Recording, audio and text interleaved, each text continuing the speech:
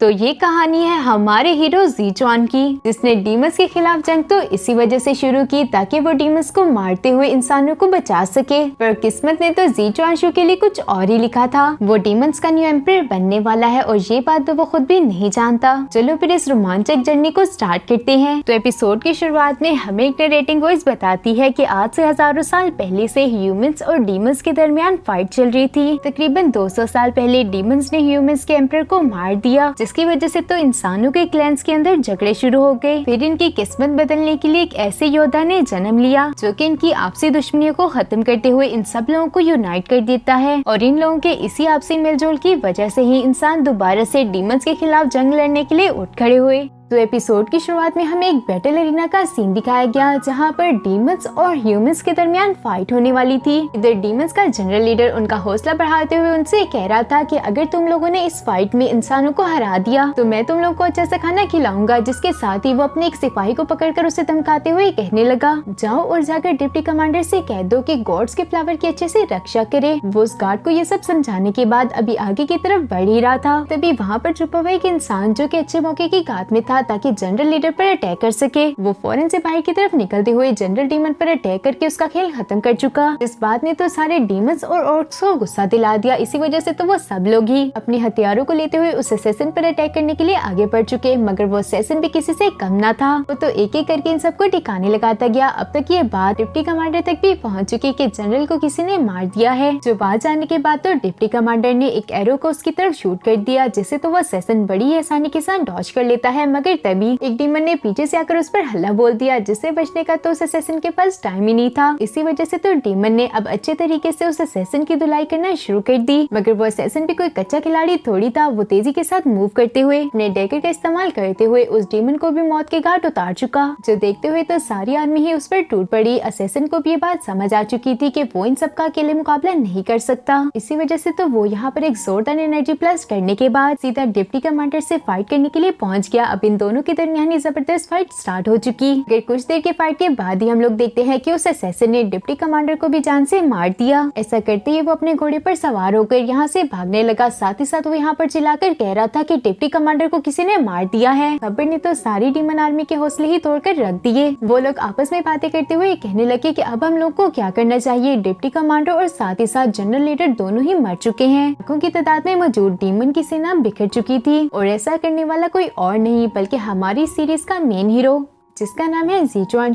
वो यहाँ पर अपना काम खत्म करने के बाद निकल गया। इसके बाद सीन शिफ्ट होकर ह्यूमन आर्मी पर आ जाता है, जो सब एक चट्टान पर खड़े हुए इस बात को फिगर आउट करने की कोशिश कर रहे थे कि आखिर ये डीमन आर्मी में हलचल कैसी है। इन्हीं में मौजूद एक बंदा जिसका नाम था मिंग्यू, वो बोलते हुए इन सब से कहने लगा, चलो भी यार चलते हैं, इतना भी तुम लोग क्या सोच रहे हो। इस बात पर तो रोंगर, जो कि थोड़ा सा अक्लमंद है, वो उसकी डांट लगाते हुए कहने लगा कि हम लोग ऐसा नहीं कर सकते, क्योंकि हो सकता है कि ये हमारे लिए एक ट्रैप हो और तुम्हारी बेवकूफी की वजह से हम वहाँ पर फंस जाएं। ये सारी बातें सुनने के बाद तो मिंग्यू भोला समूह बनाते हुए कहने लगा, ये तो मैंने सोचा ही नहीं। बाईचान, जो कि इनके ग्रुप में इकलौती लड़की है, वो इन दोनों की बातें सुनकर इन दोनों को चुप करवाते हुए कहने लगी, तुम दोनों ही अपने मशवरे अपने पास रखो, मैं जाकर कमांडर से बात करके आती हूँ। और जैसे ही बाईचान कमांडर के पास पहुंची तो उसे जानने को मिला कि वहाँ पर तो कमांडर मौजूद ही नहीं, बल्कि उसने तो किसी और को अपनी जगह पर खड़ा किया हुआ था। इस वजह से तो बाईचान को काफी गुस्सा आ गया और वो उसको गले से पकड़ते हुए कहने लगी कि मुझे बताओ कि कमांडर कहाँ पर है। ये गार्ड भी अब बाईचान के हाथों से मरना नहीं चाहता था, इसीलिए वो डरते डरते उसे बताता है कि कमांडर वो तो पीछे सो रहे हैं। इसके बाद तो बाईचान ज़ीचुआन को ढूंढते हुए उसके पास आ गई। ज़ीचुआन ने भी उसके आने की आहट सुन ली थी और हड़बड़ाने की वजह से वो सीधा जमीन पर आकर गिर गया। नेक्स्ट वो बाईचान से सवाल करते हुए कहता है कि बाईचान, आखिर तुम्हें क्या मसला है, तुम यहाँ पर इस तरह क्यों आ गई, क्या यहाँ पर डीमंस पहुँच चुके हैं। जो कहते साथ ही वो सीधा जाकर अपने घोड़े पर सवार होने की कोशिश करने लगा। साथ ही साथ वो यहाँ पर बाईचान से कहता है कि तुम वहाँ पर खड़ी होकर मेरा मुँह क्या देख रही हो, जल्दी से यहाँ आओ, हमें यहाँ से निकलना होगा, यू स्टैचू की तरह खड़ी मत रहो।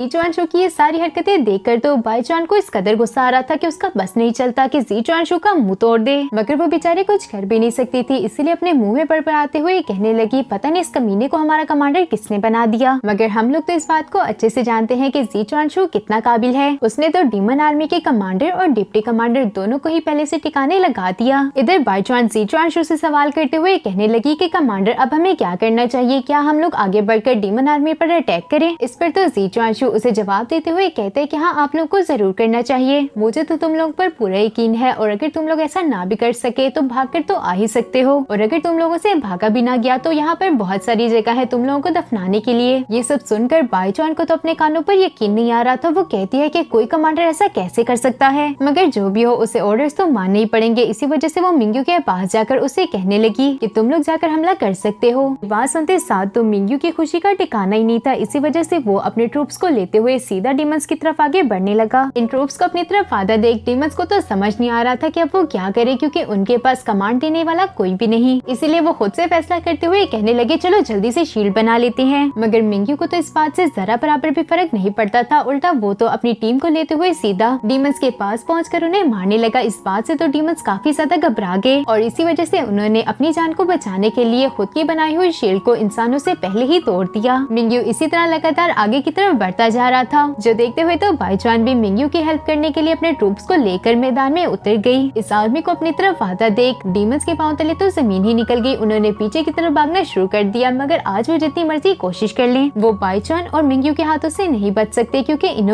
अब तो इन्होंने तीरों की बरसात करनी भी शुरू कर दी, जिसकी वजह से तो काफी सारे डीमंस और ऑर्क्स मारे गए। बाईचुआन तो एक लड़की होने के बावजूद भी काफी बहादुरी के साथ फाइट कर रही थी। वो अपने रास्ते में आने वाले हर दुश्मन को बड़ी ही बेदर्दी के साथ मारती गई। इसके बाद सीन शिफ्ट होकर ज़ीचुआनशू पर आ गया, जिसने भी अब काफी ज्यादा आराम कर लिया था। इसीलिए वो अपने घोड़े पर सवार होते हुए सोचने लगा अब तक तो इन लोगों का काम हो चुका होगा, चलो चलते हैं। और बैटल एरिना के सीन्स भी कुछ ऐसे ही थे। रोंगर बाईचुआन को आकर बताता है कि हमने काफी सारे ऑर्क्स और डीमंस को जान से मार डाला, जिनमें से कुछ बचकर भागने में कामयाब हो गए, मगर मिंग्यू ने तो उन्हें अभी भी नहीं छोड़ा। वो उनका पीछा कर रहा है। ये बात सुनकर बाईचुआन उससे कहने लगी कि ये गधा नहीं सुधरने वाला, तुम जाओ और जाकर उसकी हेल्प करो। इधर हम मिंग्यू को देखते हैं, जिसने काफी सारे डीमंस को मार डाला था और फाइनली वो एक कार्ड तक पहुंच गया, जिसे तो डीमंस अपनी जी जान लगाकर प्रोटेक्ट कर रहे थे। लेकिन ये लोग ज्यादा देर के लिए मिंग्यू के सामने टिक ना पाए और मिंग्यू ने इन्हें ठिकाने लगा दिया। और ये सब होने के बाद जैसे ही मिंग्यू ने अंदर की तरफ देखा तो वहाँ पर एक बहुत ही खूबसूरत लड़की मौजूद थी। इवन कि मिंग्यू भी उससे अपनी आंखें नहीं हटा पा रहा था और वो बोलते हुए कहता है कि ये लड़की कितनी प्यारी है। नेक्स्ट हमें रात का सीन दिखाया गया, जहाँ पर तो ज़ीचुआनशू का खास गार्ड जिसका नाम था गुली आपस में बातें कर रहे थे कि अचानक से वहाँ पर मिंग्यू की एंट्री हो गई, जिसके कंधे पर एक बोरी रखी हुई थी। उस बोरी के अंदर से किसी लड़की के चीखने की आवाजें आ रही होती हैं, जो कि मिंग्यू से कह रही थी कि मुझे जाने दो, तुम मेरे साथ ये क्या कर रहे हो। उस लड़की की आवाजें सुनकर तो ज़ीचुआनशू मिंग्यू से कहने लगा अरे यार मैं इस तरह का आदमी नहीं हूँ। जिस पर मिंग्यू से कहता है कि कमांडर इतनी भी क्या चलती है, एक मिनट रुक जाएं। ये कहते ही मिंग्यू ने उस डीमन गर्ल के ऊपर से उस बोरी को हटा दिया। इस लड़की की ब्यूटी को तो देखकर ज़ीचुआनशू और गुली दोनों ही अपनी आंखों पे झपकना भूल गए। ज़ीचुआनशू इस लड़की से पूछना चाहता था कि आखिर ये कौन है और कहाँ से आई है। इसी वजह से वो गुली से कहने लगा कि गुली तुम जाकर बाहर पहरा दो ताकि कोई भी अंदर ना आ सके। जो बात सुनते साथ तो गुली यहाँ से रवाना हो चुका। इसके बाद ज़ीचुआनशू ने उस लड़की से सवाल करने शुरू कर दिए कि तुम कौन हो और वो डीमंस तुम्हें प्रोटेक्ट क्यों कर रहे थे। वो यहाँ पर अभी इसी तरह के सवाल कर ही रहा था कि तभी उसकी नजर इस लड़की के कपड़ों पर पड़ गई, जो कि काफी ज्यादा एक्सपेंसिव लग रहे थे। तो ज़ीचुआनशू को एक बात तो क्लियर हो गई कि इस लड़की का खानदान काफी तगड़ा है। इसी वजह से वो उसे पूछने लगा क्या तुम डीमन जनरल की वाइफ हो। ये बात सुनकर तो मिंग्यू भी बोल पड़ा। वो कहता है कि इन डीमंस के भी मजे हैं, वॉर्स में भी अपनी वाइफ्स को साथ ले आते हैं, लेकिन अब तो वो मर गया है, इसी वजह से ये पूरी की पूरी हमारी हो चुकी, यानी कि अब हम लोग भी नाइट्स में एंजॉय किया करेंगे। इस पर तो ज़ीचुआनशू भी उसकी बात को काटते हुए कहने लगा तुम भी ना बस हमेशा छोटा ही सोचना, इस जैसे खूबसूरत डीमन गर्ल को तो कोई भी अच्छे पैसों में खरीद लेगा,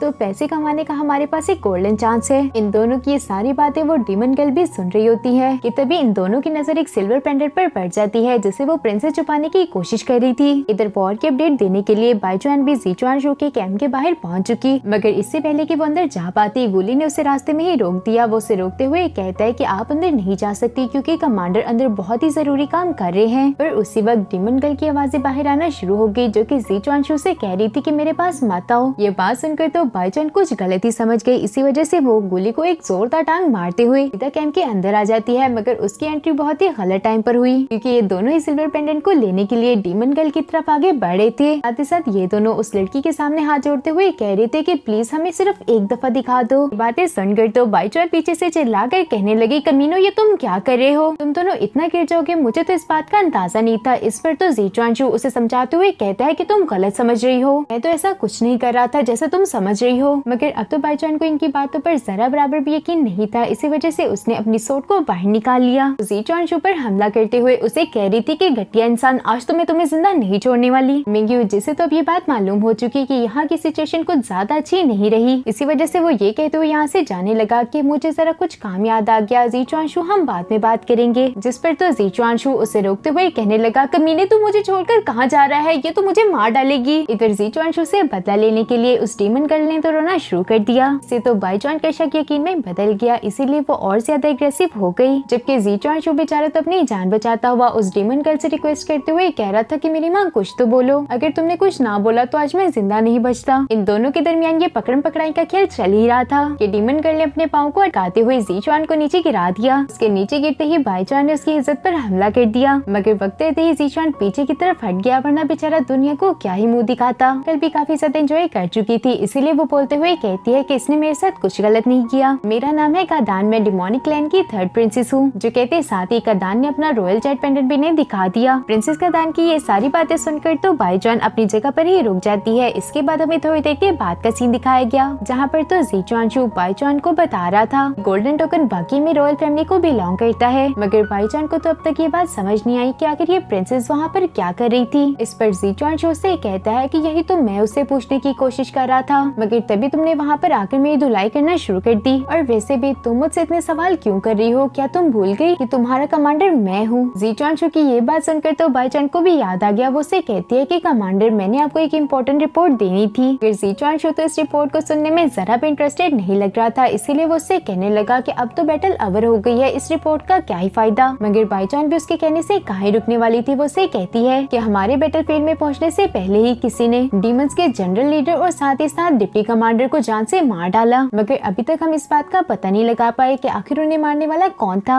इस पर तो जी चुआनशु ने एक बार फिर से एक्टिंग करनी शुरू कर दी। वो उसे कहता है कि हमारी किस्मत कितनी अच्छी है, देखो ना गॉड्स भी हमारे साथ है और उन्होंने हमारे रास्ते कितने आसान कर दिए, और तुम भी इस बारे में ज्यादा मत सोचो। जो कहते साथ ही जी चुआनशु यहाँ से चल दिया। नेक्स्ट मॉर्निंग जी चुआनशु अपने ट्रूप्स के साथ कमांडर ऑफिस के बाहर पहुँच चुका। अंदर आने के बाद जी चुआनशु को मालूम हुआ कि कमांडर तो अभी किसी मीटिंग में मसरूफ है, इसीलिए वो ऑफिस के अंदर वेट कर सकता है। जी चुआनशु कमांडर को अच्छे तरीके से जानता था, इसी वजह से तो उसे मालूम था कि कमांडर अपनी एक्सपेंसिव वाइन कहाँ पर रखते हैं। इसी वजह से तो उसने उस वाइन को निकाल कर पीना शुरू कर दिया, मगर तभी वहाँ पर कमांडर भी पहुँच जाते हैं, जो कि जी चुआनशु की डांट लगाते हुए कह रहे थे कि जी चुआनशु ये तुम क्या कर रहे हो। इस पर तो जी चुआनशु उनसे कहने लगा कि कमांडर अगर आप मुझे इस बात पर सजा देंगे, सबको मालूम हो जाएगा कि आपने अपने ऑफिस के अंदर एक एक्सपेंसिव वाइन को छुपा कर रखा था, और जैसे कि आप तो जानते ही हैं कि मिलिट्री में वाइन तो बिल्कुल ही अलाउ नहीं, और इस पर तो आपकी काफी बेइज्जती हो जाएगी। इसके साथ ही जी चुआनशु ने कमांडर को मक्खन लगाना शुरू कर दिया, इससे तो आपकी हेल्थ खराब हो जाएगी, साथ ही साथ इससे आपके लिवर पर बुरा इफेक्ट होगा, और अगर आप इससे मर गए तो भला हमें आप जैसा कमांडर कहाँ मिलेगा। कमांडर को भी ये बात समझ आ चुकी है कि जी चुआनशु से मक्खन लगाने की कोशिश कर रहा है, इसीलिए वो उससे चुप करवाते हुए कहने लगे अच्छा बस करो, मैंने तुम्हें बताना था कि तुम्हारी प्रमोशन हो चुकी, आज से तुम डिप्टी कमांडर हो,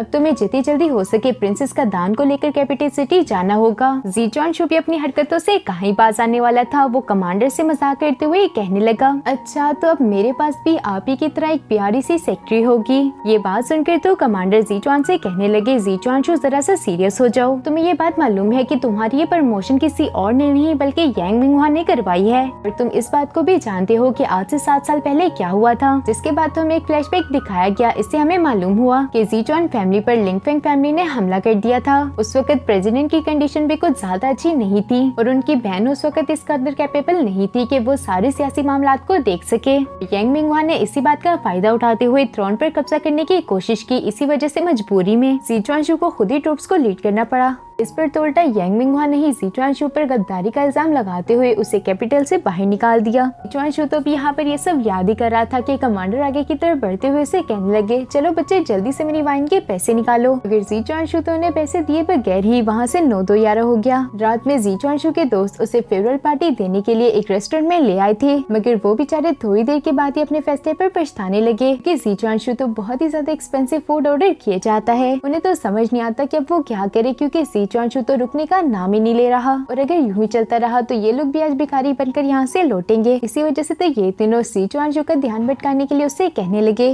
कमांडर आप यहाँ से जा रहे हैं, इस बात से मुझे बहुत दुख हुआ। जबकि मिंग्यू तो यहाँ पर बुरा समूह बनाते हुए कहने लगा कि कमांडर मेरा दिल तो खून के आंसू रो रहा है, और ये बात तो हमें अच्छे से मालूम है कि आखिर उसका दिल खून के आंसू क्यों रो रहा है। नौटंकी में तो जी चुआनशु इनका बाप है, इसीलिए वो भी इनसे कहता है, अच्छा तो आप लोगों को बहुत दुख हुआ, इसी वजह से मैंने फैसला किया है कि आप लोग भी मेरे पहले साथ ही जाओगे। जो बात सुनकर तो ये तीनों चिल्ला उठे कि नहीं नहीं हमें नहीं जाना आपके साथ, मगर ये बेचारे तो इस बारे में कुछ भी नहीं कर सकते। इस वजह से तो दुम दबाकर यहाँ से खिड़की के रास्ते होते हुए भाग गए, क्योंकि अब जबकि ये लोग भी जीचांशु के साथ ही जा रहे हैं तो फेयरवेल पार्टी देने का मकसद ही नहीं बनता। जीचांशु भी उन्हें यूं भागते देख पीछे से चिल्लाकर कहने लगा, कमीनो तुम लोग कहाँ जा रहे हो, पर बस तुम लोग मेरे हत्थे चढ़ जाओ, उसके बाद मैं तुम लोग को अच्छा मजा चखाऊंगा। जो सब कहते हुए जीचांशु भी यहाँ से भागना चाहता था ताकि उसे बिल ना पे करना पड़े, मगर वो रेस्टोरेंट का ओनर जीचांशु के सारे प्लान पर पानी फेर देता है। नेक्स्ट सीन शिफ्ट होकर कैपिटल पैलेस पर आ गया, जहाँ पर स्टर्लिंग जो कि जीचांशु का अच्छा दोस्त है उससे प्रेसिडेंट बात करते हुए कह रहे थे कि जीचांशु यहाँ पर वापस आ रहा है, मुझसे ये बात अच्छे तरीके से समझा देना कि वो पास में की गई गलतियों को दोबारा मत दोहराए। स्टर्लिंग भी उनकी बात अच्छे तरीके से समझ चुका। फाइनली जीचांशु भी अपने ट्रूप्स के साथ कैपिटल सिटी पहुंच चुका। वो अभी यहाँ पर अपने साथियों को कैपिटल सिटी दिखा रहा होता है। मिंग्यू जिसने पहली बार इतने बड़े शहर को देखा था उसे ज्यादातर चीजों के बारे में मालूम नहीं, इसी वजह से तो एक डस्टबिन को स्ट्रीट लैंप समझकर उसके साथ जाकर लिपट गया। साथ ही साथ वो यहाँ पर कह रहा था कि यहाँ के स्ट्रीट लैंप्स भी कितने प्यारे हैं, फिर ये जानने के बाद कि वो कोई स्ट्रीट लैंप नहीं बल्कि एक गार्बेज कैन है। मिंग्यू तो काफी ज्यादा इम्प्रेस हो चुका। ये सारा सीन देखकर तो जीचांशु ने उसे पहचानने से इनकार कर दिया, जबकि बाईचांस तो उसके कान से पकड़कर उसे डांट लगाते हुए कहने लगी, तेंदु इंसान कहीं भी शुरू मत हो जाया करो। इस बात से तो मिंग्यू नाराज हो गया, इसी वजह से वो वहाँ से जाने लगा। रास्ते में उसे एक बदमाश लड़का नजर आया जो कि एक लड़की को परेशान करने की कोशिश कर रहा था। इसी वजह से तो मिंग्यू ने एक जोरदार मुक्का उसके मुंह पर जड़ दिया। वो लड़का भी किसी अच्छी फैमिली से बिलोंग करता था, इसी वजह से वो मिंग्यू से कहने लगा कि तुम्हें पता भी है कि तुमने किसे मारा है, मगर तभी वहाँ पर जीचांशु भी पहुँच गया जो कि उस लड़के की अकड़ तोड़ते हुए उसे कहने लगा, तुम किस भी फैमिली से बिलोंग करते हो इस बात से जरा बराबर भी फर्क नहीं पड़ता, अगर तुम दोबारा से मिस निंग के करीब नजर आए तो मैं तुम्हारी अर्थी उठा दूंगा। जो बात सुनकर तो वो बुली यहाँ से दुम दबाकर भाग गया। असल में तो मिस निंग के अंकल ने जीचांशु को बचपन में ही अडॉप्ट किया था, इसी वजह से ये दोनों एक दूसरे को अच्छे तरीके से जानते हैं। अब मिस निंग जीचांशु से उसका हालचाल पूछने के बाद उससे कहने लगी कि जीचांशु तुम हमारे घर ही रहने आ जाओ, मगर जीचांशु तो इसके लिए एग्री नहीं था, इसलिए वो मना करते हुए कहता है कि हम आपके घर नहीं आ सकते, मगर इन तीनों के बहुत ज्यादा इसरार करने के बाद आखिरकार जीचांशु को भी मानना पड़ा।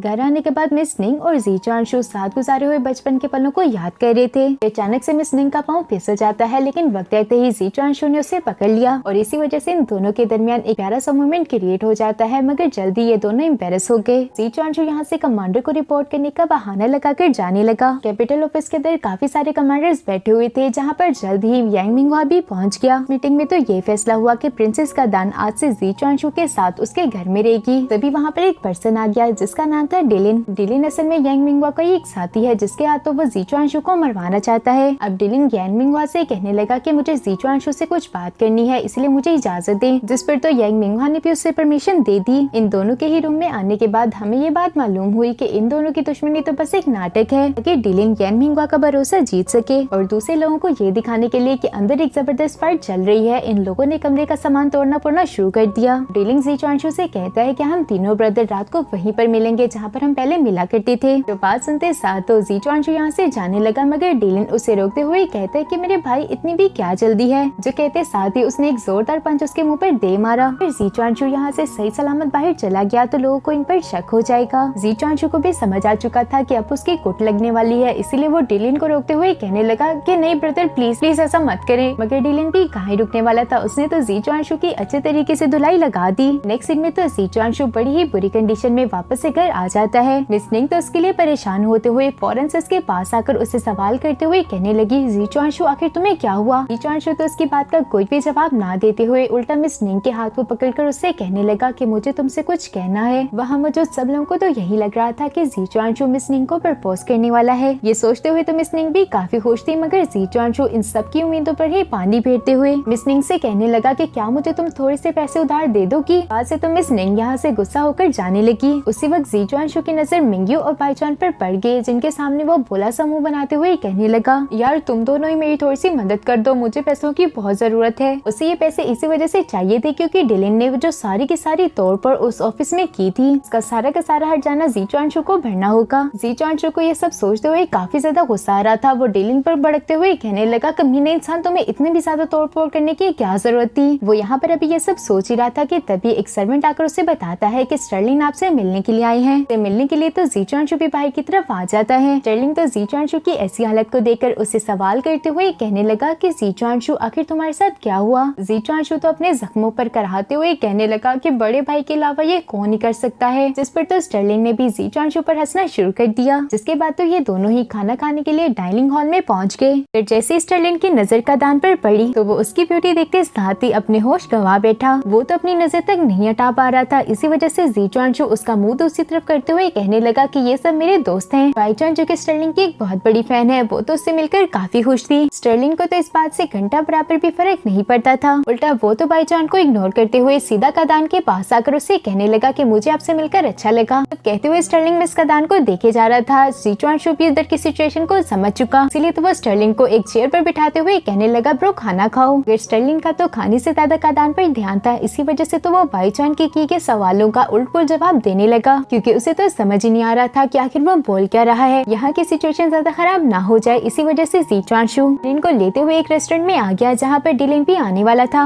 उसके आते ही इन तीनों के दरमियान बचपन की बातें होना शुरू हो गई। ये तीनों यहाँ पर अभी इसी तरह की बातें कर ही रहे थे कि तभी वहाँ पर वही बदमाश लड़का जो कि उस दिन मिस निंग को छेड़ा था अपने दोस्तों के साथ पहुँच जाता है। उसे इस रेस्टोरेंट में देखते ही डिलिन यहाँ से रवाना हो गया, क्योंकि वो नहीं चाहता था कि इनकी दोस्ती के बारे में किसी और को मालूम हो। इनके यहाँ से जाते ही जी चुआनशू स्टर्लिन से सवाल करते हुए कहने लगा ब्रदर लगता है आपको कादान पसंद आ गई। मगर स्टर्लिन तो उसकी बात का कोई भी जवाब ना देते हुए उल्टा उसी से सवाल करते हुए कहने लगा तुम मेरी छोड़ो अपनी बताओ, तुम्हें पता है कि तुम्हें यहाँ पर सब लोग ही प्ले बॉय के नाम से जानते हैं। जिस पर तो जी चुआनशू से कहता है कि हाँ हूँ मैं प्ले बॉय। स्टर्लिन भी इस बात को अच्छे से जानता है कि जी चुआनशू कभी नहीं बदल सकता, इसीलिए वो उससे कहने लगा कल तुम मेरे साथ प्रेसिडेंट के पास चलोगी ताकि हम लोग उन्हें यकीन दिला सके कोई गद्दार नहीं हो, बल्कि अभी भी तुम उन्हीं लोगों का साथ दोगे। फिर जी चुआनशू का तो वहाँ पर जाने का कोई इरादा नहीं, इसी वजह से वो उससे मना करते हुए कहने लगा कि मैं यहाँ पर अपनी लॉयल्टी प्रूव करने के लिए नहीं आया, बल्कि मैं तो यहाँ पर सिर्फ और सिर्फ मिस निंग की प्रोटेक्शन के लिए आया हूँ और वो मैं करके रहूंगा। बाकी मुझे किसी चीज से घंटा फर्क नहीं पड़ता। जिसके बाद इन दोनों ने ड्रिंक करना शुरू कर दिया और यूं ही लगातार ये लोग काफी देर तक ड्रिंक करते रहे कि अचानक से इन्हें पास वाले टेबल से आवाज सुनाई दी, जहाँ पर वो लड़का मिस निंग के बारे में ही बात कर रहा था। वो अपने दोस्तों के साथ शर्त लगाते हुए कहने लगा कि तुम लोग देख लेना मेरी शादी मिस निंग के साथ ही होगी। इससे तो न सिर्फ मिस निंग बल्कि उसकी सारी की सारी प्रॉपर्टी भी मेरी हो जाएगी। लेकिन उसी का दोस्त उसे बीच में टोकते हुए कहने लगा कि ऐसा कुछ नहीं है, मैं भी अपनी पूरी कोशिश करूंगा कि मिस निंग मुझसे शादी करें। जी चुआनशू को तो इन सब की बकवास सुनकर काफी गुस्सा आ गया, क्योंकि वो मिस निंग के बारे में कोई भी गलत बात नहीं सुन सकता। इसी वजह से तो उसने एक वाइन का ग्लास उठाकर उसी लड़के की तरफ थ्रो कर दिया, जिससे तो वो लड़का भी भड़क जाता है और वो जी चुआनशू के पास आकर उसे कहने लगा क्या वो तुम पागल थे जिसने मुझे ग्लास मारा। जी चुआनशू तो पहले से ही इस मौके की फिराक में था, इसीलिए वो खड़ा होते हुए कहने लगा कि तुम्हारे बाप ने, जो कहते साथ ही उसने एक जोरदार मुक्का उस लड़के की गाल पर दे मारा। अपने घटिया फ्रेंड को यूं मार खाता देख उसके चमचे भी उठ खड़े हुए। इन्हें तो ऐसा लग रहा था कि जैसे बड़े ही आराम से ये जी चुआनशू को हरा देंगे, मगर इन्हें क्या ही मालूम कि वहाँ पर तो स्टर्लिन भी मौजूद है। अब इन दोनों भाइयों ने मिलकर इन सब लोगों की कुटाई लगाना शुरू कर दी। ये दोनों यहाँ पर बड़े अच्छे तरीके से फाइट कर ही रहे थे कि तभी इन्हीं के एक साथी ने पीठ पीछे वार करते हुए जी चुआनशू के सर पर एक बोतल मार दी, जिसकी वजह से तो हमारा जी चुआनशू वहीं पर बेहोश हो गया और इस रेस्टोरेंट की अथॉरिटीज ने इन दोनों को ही उठाकर बाहर नाली में फेंक दिया। सुबह के वक्त तो कुछ पेट्रोलिंग गार्ड्स इन दोनों को मारा समझकर यहाँ से लेकर जाने ही वाले थे कि तभी इन दोनों को होश आ गया, जिसकी वजह से तो वो गार्ड्स यहाँ से दुम दबाकर भाग गए। उन गार्ड्स के भागते यहाँ पर एक ऑफिसर आ गया, जिसने तो जी चुआनशू और स्टर्लिन को पहचान लिया था। इसी वजह से तो ये दोनों अपना मुंह छुपाते हुए कहने लगी नहीं नहीं हम वो नहीं है। इस पर तो वो ऑफिसर भी बोलते हुए कहने लगा कि मैंने तो कभी भी एक्सपेक्ट नहीं किया था कि आप दोनों मुझे यहाँ पर मिलेंगे। ये बात सुनकर तो जी चुआनशू शर्म के मारे वहाँ से भागना शुरू कर चुका। वो भागते हुए रास्ते में सोच रहा था कि कितनी बेइज्जती की बात है, एक आर्मी का कमांडर होने के बावजूद भी ड्रिंक करके नाली में पड़ा हुआ था। जिसके बाद तो हम थोड़ी देर के बाद का सीन देखते हैं, जहाँ पर स्टर्लिन प्रेसिडेंट से मिलने के लिए आया हुआ था। वो उनसे कहता है कि सॉरी मैं आपसे रात में मिलने नहीं आ सका, क्योंकि रात में मैंने थोड़ी सी ड्रिंक कर ली थी। इस पर प्रेसिडेंट उससे कहते हैं हमें थोड़ा सा सावधान रहना चाहिए, क्योंकि यांग मुंगहा तुम्हारी जान के पीछे पड़ा हुआ है। लिंग उन्हें यकीन दिलाते हुए कहने लगा कि आप फिक्र मत करें, मैं आइंदा से इसका ख्याल रखूंगा। इधर प्रेसिडेंट तो बात को आगे बढ़ाते हुए जी चुआनशू के बारे में सवाल करते हुए कहने लगे कि आखिर वो कहाँ पर है।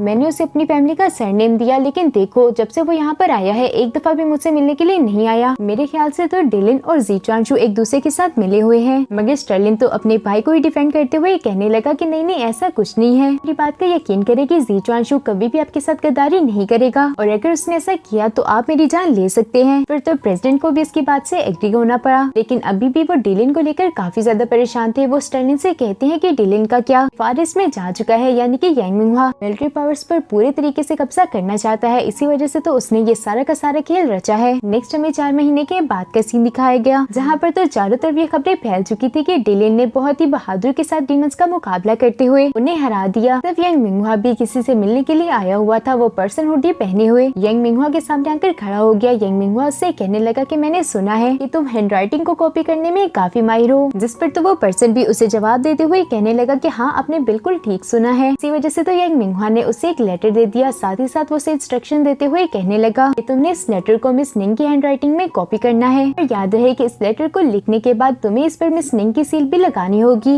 अगर तुमने इस मिशन को सक्सेसफुली पूरा कर दिया तो मेरे वार्ड के तौर पर तुम्हें डिप्टी कमांडर बना दूंगा। कहते साथ ही यांग मिंगहुआ यहाँ से रवाना हो चुका। रास्ते में यांग मिंगहुआ का साथी ऑफिसर उसे कहने लगा कि क्या हम लोग इस पर यकीन कर सकते हैं कि ये हमें धोखा दे दे, जिस पर यांग मिंगहुआ उसे जवाब देते हुए कहने लगा नहीं, ऐसा तो नहीं होगा क्योंकि ये काफी सालों से हमारा वफादार है। तो नेक्स्ट सीन में हमें ज़ीचुआन हाउस का सीन दिखाया गया, जहाँ पर तो ये सब लोग ही बैठकर न्यूज पढ़ रहे थे। इन्हें एक बात तो मालूम हो गई कि डिलिंग ने काफी बहादुरी के साथ डीमंस का मुकाबला करते हुए उन्हें वहाँ से मार भगाया। जो बात जानते ही प्रिंसेस का दान काफी ज्यादा दुखी हो गई, क्योंकि आखिर को वो भी तो डीमन क्लैन से ही बिलोंग करती थी। इसी वजह से तो वो रोते हुए यहाँ से जाने लगी और उसी के पीछे मिस निंग भी रवाना हो गई। जबकि स्टर्लिंग भी कादान के पास जाना चाहता था, लेकिन ज़ीचुआन शू उसे रास्ते में ही रोकते हुए कहने लगा ब्रदर भला तुम कहाँ जा रहे हो। बात सुनने के बाद तो स्टर्लिंग को भी ना चाहते हुए इनके साथ बैठना पड़ा। इधर मिंग्यू भी पेट दर्द का बहाना बनाते हुए वहाँ से निकल आया था, मगर वो अपने रूम में जाने की बजाय वहाँ से मिस निंग के रूम में चला गया। शायद से वो वहाँ से कुछ लेना चाहता है। तभी ज़ीचुआन शू जो कि कार्डा को तसल्ली देने के लिए जाने वाला था, उसे मिस निंग के रूम से कुछ आवाजें सुनाई देने लगी, जबकि मिस निंग तो कादान के साथ मौजूद थी। इसी वजह से तो ज़ीचुआन शू इसी बात को इन्वेस्टिगेट करने के लिए मिस निंग के रूम की तरफ आगे बढ़ने लगा। अंदर की तरफ मौजूद रोंगर भी किसी चीज को ढूंढने की कोशिश कर रहा था कि इतने में ही वहाँ पर ज़ीचुआन शू भी पहुँच गया, मगर लाइट्स के ऑफ होने की वजह से ये दोनों एक दूसरे को देख नहीं पा रहे थे। इसी वजह से तो इन दोनों ने ही आपस में फाइट करनी शुरू कर दी, पर ज़ीचुआन शू ने तो उसे बड़ी ही आसानी के साथ हरा दिया, जिसके बाद तो एक कैंडल को भी जला लेता है, जिसकी वजह से तो इन दोनों को ही अब मालूम हो चुका कि उनके सामने कौन है। रोंगर को तो अपने किए पर काफी पछतावा था, इसीलिए वो ज़ीचुआन शू से कहने लगा कि मैं अगले जन्म में आपका वफादार जरूर रहूंगा। जो सब कहने के बाद रोंगर अभी अपनी जान लेने ही वाला था कि ज़ीचुआन शू से एक जोरदार चमाट लगाकर रोक देता है। अब वो उसे पूछने लगा कि तुम यहाँ पर क्या करने आए थे, क्या तुम इस निंग को मारना चाहते हो, और वैसे भी मुझे ये बात काफी अरसे से मालूम है कि तुम यांग मिंगहुआ का साथ दे रहे हो। फिर तो रोंगर जवाब देते हुए कहने लगा कि नहीं नहीं, मैं मिस निंग को नहीं मारना चाहता, तो बस यहाँ पर उनकी स्टैम्प ढूंढने के लिए आया था। लेकिन ज़ीचुआन शू तो उसकी इस बात पर काफी भड़क चुका था। वो उसकी डांट लगाते हुए कहता है क्या तुम्हारे लिए जुर्म छोटा है, और मुझे बताओ कि आखिर तुम यांग मिंगहुआ का साथ क्यों दे रहे हो। जिस पर रोंगर ने बताया कि वो ये काम करना नहीं चाहता, बल्कि यांग मिंगहुआ उससे जबरदस्ती ये काम करवा रहा है। जो सब कहते ही रोंगर बच्चों की तरह रोना शुरू हो गया। फिर तो ज़ीचुआन शू उसे समझाते हुए कहता है कि मर्द बनो, तुम एक कमांडर हो और कमांडर इस तरह रोया नहीं करते। इसके साथ ही ज़ीचुआन शू उसे अपने रूम में लेकर चला गया, जहाँ पर उसने काफी सारी फेक स्टैम्प्स को रखा हुआ था। इन्हीं में मौजूद मिस निंग की फेक स्टैम्प को उठाते हुए ज़ीचुआन शू ने उसे उस लेटर पर लगा दिया। असल में तो ज़ीचुआन शू यांग मिंगहुआ के साथ डबल गेम खेलने वाला है, मगर यांग मिंगहुआ तो इन सब बातों से अनजान उस लेटर को रिसीव कर चुका। दूसरी तरफ डिलिन भी डीमन क्लैन को अच्छे तरीके से बर्बाद करने के बाद वापस से कैपिटल में आ गया। उसने कमांडो को रिपोर्ट करने के बजाय अपनी वाइफ से मिलना ज्यादा जरूरी समझा, इसलिए वो सीधा अपने घर पर आ जाता है, जहाँ पर तो उसकी खूबसूरत सी वाइफ उसका वेट कर रही थी। डिलिन भी उससे मिलकर काफी खुश था, जिसके बाद तो ये दोनों ही मिलकर खाना खाते हैं। इधर यांग मिंगहुआ भी अपने साथ मिले हुए ऑफिसर्स के साथ मीटिंग कर रहा था। इन्हीं के जरिए उन लोगों को अरेस्ट करवा दिया करता, जो कि उसकी बात नहीं सुनते। तभी यहाँ पर डिलिन भी पहुँच गया, जिसकी बहादुरी से यांग मिंगहुआ तो काफी ज्यादा खुश था। वो डिलिन की तारीफ करते हुए कहने लगा कि डिलिन तुमने बहुत अच्छा काम किया। अब डिलिन इन सबको बताता है कि हमारी 50,000 की आर्मी कैपिटल के बाहर खड़ी हुई है, और जैसे ही आप मुझे ऑर्डर देंगे तो वो वैसे ही कैपिटल के अंदर एंटर कर जाएगी, जिसके बाद तो हम आसानी से यहाँ पर मार्शल लॉ लगा सकते हैं। अब इन सब लोगों ने प्लानिंग करते हुए नेक्स्ट डे एक मिलिट्री कॉन्फ्रेंस रख ली, जिसको ज्वाइन करने के लिए तो सारे मिलिट्री ऑफिसर्स के साथ साथ ज़ीचुआन शू और उसके दोस्त भी पहुंच चुके।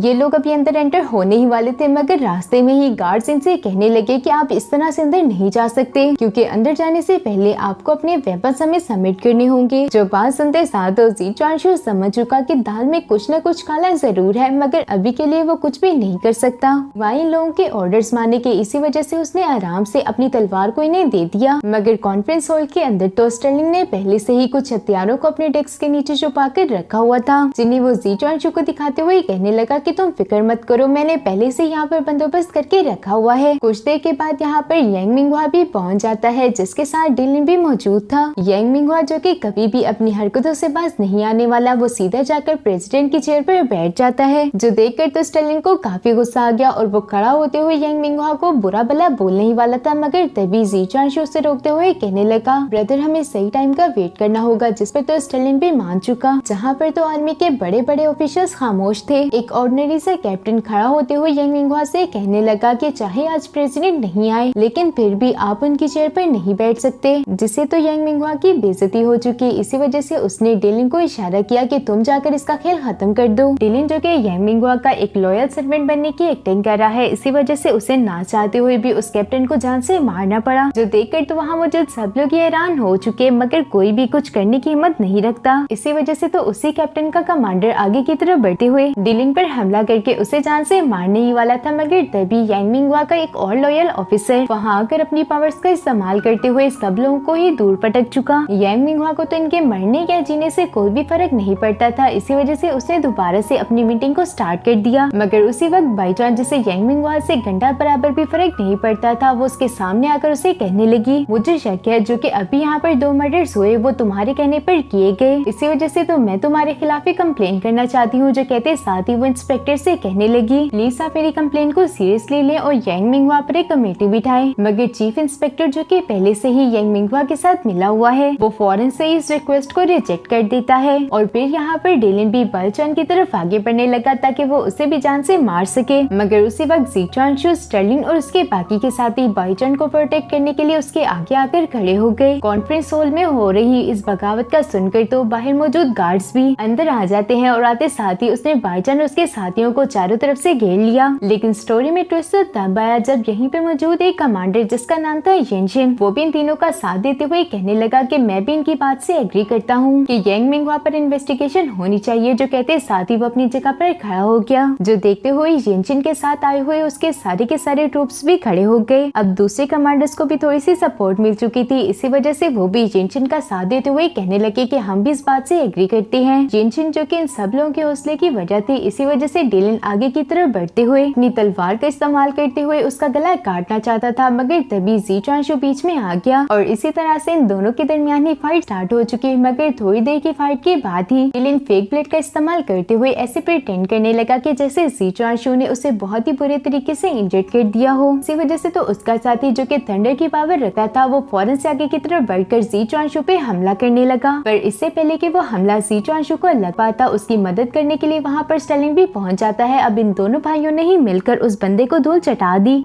और उसे यूं अच्छा सबक सिखाने के बाद जी चुआनशू अपनी सोट को लेते हुए येनशिन के सामने आकर खड़ा हो गया। वो यांग मिंगहुआ को ये बताना चाहता है कि वो येनशिन के साथ है। यांग मिंगहुआ अभी यहाँ पर ये सोच ही रहा था कि वो जी चुआनशू का क्या करे कि इतने में ही उसका एक सोल्जर आकर उसे कहने लगा कि बाहर हमारा कोई भी गार्ड मौजूद नहीं था और इसी बात का फायदा उठाते हुए येनशिन की आर्मी ने कॉन्फ्रेंस हॉल को चारों तरफ से घेर लिया है। यांग मिंगहुआ जिसने तो ये बात एक्सपेक्ट नहीं की थी, वो तो बिल्कुल सख्ते में आ गया। तभी येनशिन बोलते हुए उसे कहता है कि तुमने यहाँ पर सबके सामने 2 आर्मी के ऑफिसर्स को मरवा दिया है, मुझे इसकी एक्सप्लेनेशन चाहिए। जिस पर तो यांग मिंगहुआ उसे जवाब देते हुए कहने लगा कि वो दोनों तो थे ही गद्दार, इसी वजह से मैंने उन्हें मरवा दिया। मैंने तो हर चीज को अच्छे से एक्सप्लेन कर दिया है, अब मुझे तुम बताओ कि तुम्हारे इस रिएक्शन की आखिर क्या वजह थी। जिस पर तो येनशिन भी यांग मिंगहुआ को उसी की जबान में जवाब देते हुए कहने लगा कि मैं भी गद्दारों को सजा देने के लिए ये सब कर रहा हूँ। यांग मिंगहुआ जो कि काफी ज्यादा चालाक इंसान है, उसे मालूम था कि अगर वो अभी कोई कदम चलता है तो ये सब लोग उसके खिलाफ हो जाएंगे। इसी वजह से तो वो बड़ी ही समझदारी का मुजाहिरा करते हुए अपने सब सोल्जर्स को पीछे की तरफ हटा चुका, जिसके साथ ही ये तमाशा खत्म हो गया और सब लोग अपने अपने घरों को चल दिए। मगर यांग मिंगहुआ वहीं पर खड़ा रहता है क्योंकि आज के दिन उसकी काफी सारी बेइज्जती हो चुकी।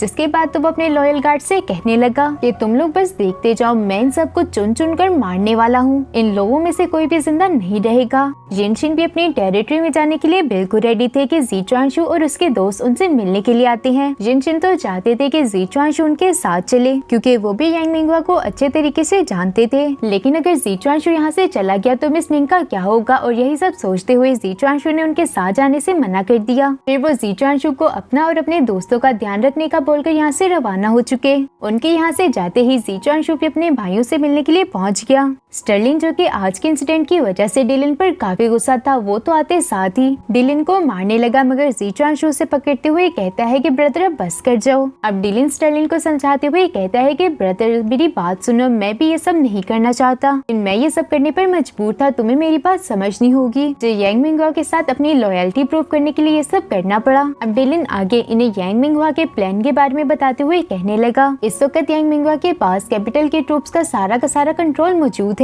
और उसके खिलाफ कोई भी कदम उठाना काफी रिस्की हो सकता है। साथ ही साथ उसने अपने ऑफिशियल से कहकर येनशिन को मरवाने के भी ऑर्डर्स जारी कर दिए हैं। स्टर्लिंग तो ये सारी बातें सुनकर काफी ज्यादा परेशान हो चुका, मगर तभी ज़ीचुआन शू का एक जबरदस्त आइडिया आ जाता है जो कि उसने इन दोनों को भी बता दिया। ये प्लान थोड़ा सा रिस्की था, इसी वजह से स्टर्लिंग इस पर अमल करने से थोड़ा सा घबरा रहा था, मगर ज़ीचुआन शू उसे समझाते हुए कहता है कि हमें ये करना ही होगा। अब इन तीनों का प्लान क्या है इसके बारे में तो हमें नेक्स्ट एपिसोड में ही मालूम होगा। तो फिर मिलते हैं नेक्स्ट एपिसोड में, तब तक के लिए इतना ही, बाय बाय।